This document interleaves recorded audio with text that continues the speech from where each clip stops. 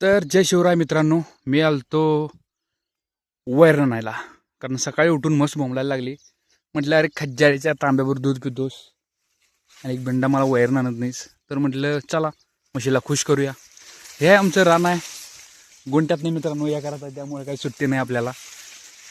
हलकं सुलकं सुट्टी नाही, पण रायकर रान आहे आपलं. दिसल तिथं आपलं कसं आहे दण का. तर मित्रांनो ऊस यावेळी थोडंसं चांगलं आलं. फक्त आता देवाची इच्छा असेल एवढंच की बाबा पाऊस जास्त होऊ नये आणि कमी पण होऊ नये. कारण जास्त झाला तर पूर येतो, कमी झाला तर पाणी कमी पडतो. तर जे खरोखर शेतकरी आहेत त्यांना माहीतच असेल, पावसाळा सुरू झाला तर शेतकऱ्यांना सुट्टी मिळते कामापासून आणि खूप बरं वाटतं, शरीराला विश्रांती मिळते.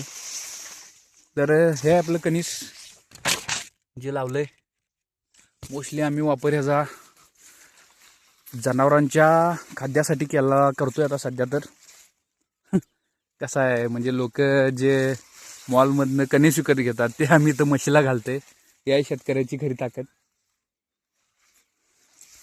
तर छोटंसं व्हिडिओ करायला चालू केला आहे, बघू मराठी माणसाला कोण कोण सपोर्ट करतं. तर सकाळचं मला वाटतं 6 वाजल्यात आता. तर शेतकऱ्याचं सकाळ सकाळी काम चालूच होतं. तर ठीक आहे, सबस्क्राईब करा, मराठी माणसाला सपोर्ट करा.